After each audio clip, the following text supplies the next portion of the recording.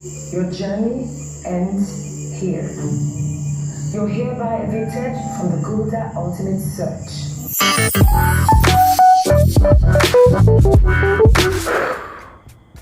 So, I was watching tonight's episode 7 of the Gulder Ultimate Search show, and quite frankly, I must say that I was shocked. Yeah, I was shocked by the beginning of the show.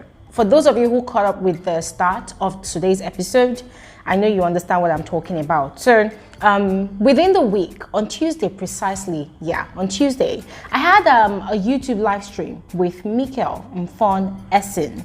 That's one of the contestants that was evicted last week Sunday on the grounds of threatening a fellow contestant, that's Esitima.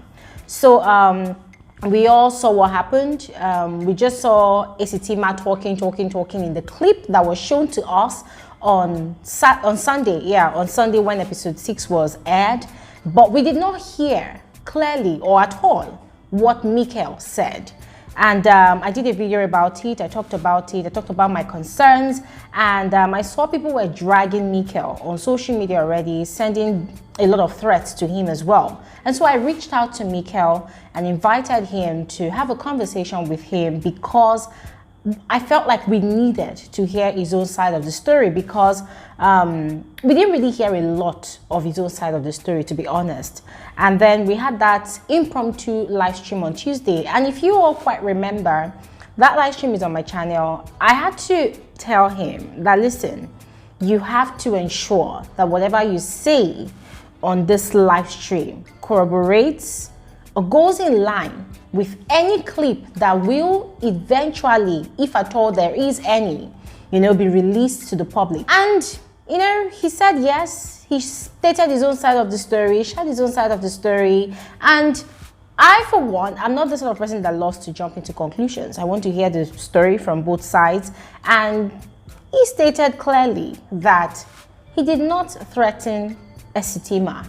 He stated clearly also that there are some things that he must have said that he probably does not remember or probably does not know, but he's very sure that he did not threaten Esitima. And I remember clearly on that day of the live stream, a lot of us, we made a special request to the organizers of the show that they should release the footage, the clip, anything that exists to prove that Mikel, for real, threatened Esitima. And guys, I'm quite grateful, I'm quite happy that they heard that conversation, obviously, and they released that clip. As a matter of fact, before tonight's episode started, that was the first thing we saw. I mean, it happened so fast. I wish I had recorded it, but I heard Mikel say clearly, I go kill this girl, she don't know who I be. I mean, guys, I heard that and I was shocked.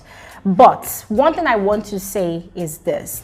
This is not me blaming Mikel for anything. Of course, it was very obvious that he allowed his emotions to get the best of him. It was very obvious that he said it out of anger. Also, thankfully, that Tuesday, when we had the live stream, when we had that conversation with Mikel, I want to thank God for the fact that he had apologized. Yes, I mean, on that day, it wasn't like he was trying to claim right or anything. I mean, I loved the fact that he admitted his flaw. He admitted his vulnerability in that regard, that he must have said something because he has anger issues. He owned up to the fact that, yes, he has anger issues. He's working on it. He blamed himself for not walking away. In fact, he blamed himself for everything that happened. So, guys, what I just want to say is, for those of us that know now the true story, that yes, for a fact, he actually said what he said. He threatened Esitima out of anger. Let's just forgive him, because he has actually asked for forgiveness. He has apologized to Esitima. I hope she's going to see that conversation. He has also apologized to the organizers of the show. He has apologized to the public as well, who had faith in him that he was going to perform well on the show. And I just wish him all the best. Guys, I just wish him all the best. I'm actually happy that that conversation we had that day was a very, very clean conversation. Yeah, I love the fact that he spoke with all levels of maturity. He accepted his wrong. And I admit that he must have forgotten that he actually said that, because it was just very obvious forgot. And I love the fact that he also admitted that he must have said one or two things out of anger, which clearly, obviously, is what the organizers have actually shown to us now. So thank you very much to Gulder Ultimate Search for hearing our request from that conversation. Thank you very much for putting the public's minds to rest, and let there be peace in the land, Abby, and let's continue with the show. Anyways, guys, welcome back to my YouTube channel. My name is Glory Elijah, and this is Frankly Speaking with Glory. I am the girl with the T. I just thought I should get that out of the way, yes, because that was actually a pending matter that needed to be resolved immediately, and I'm glad that we're done and dusted with that. Moving on to episode 7 of Gulder Ultimate Search, the task that actually happened tonight. Guys, it was quite intense. It was a task that did not even have to do with speed or physical strength. It was a task that greatly had to do with intelligence, with observation, with paying attention to details. And sadly, the Amor clan, they failed woefully in that regard. They completely did not know that the bridge that they were required to build had numbers written on the wood that would actually help them construct that bridge. It was a clear instruction that required them to actually pay attention to the details of the materials that were provided for them,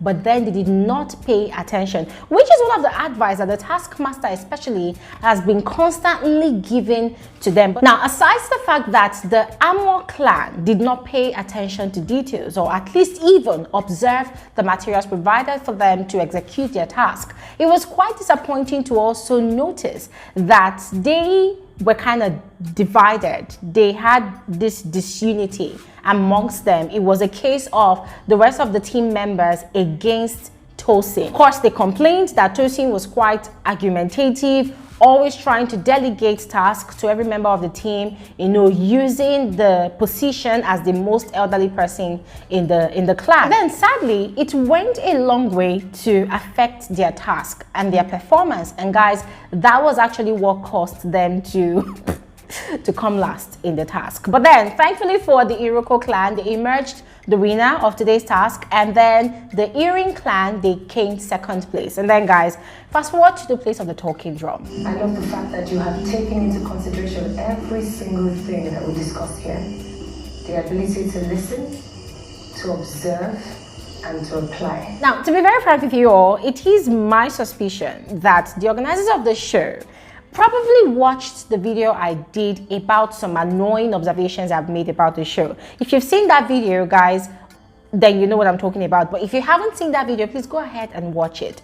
I actually made a list of things that the organizers of the show could improve on. I made a list of things that were wrong, in my opinion, about the show, that made the show seem very, very boring, dead, uneventful, immemorable, unexciting. Yes, no thrill at all. I made a list of all of that on that video, and a lot of you amazing folks that watched that video, you also went ahead to drop more suggestions and recommendations, you know, in the comment section of that video. It was a very, very interesting conversation that we had with that video. And so, guys, tonight I saw quite some difference. So, unlike the usual eviction process where we would see it occur showing the contestants who are up for eviction, you know, pictures, and asking them to write down the names of the pictures that they saw according to how she raised them, you know, that kind of thing. All this confusing kind of system. Tonight's eviction process was quite interesting. Yeah, they asked the contestants some very, very interesting questions. The theme of season 12 of Gulder Ultimate Search.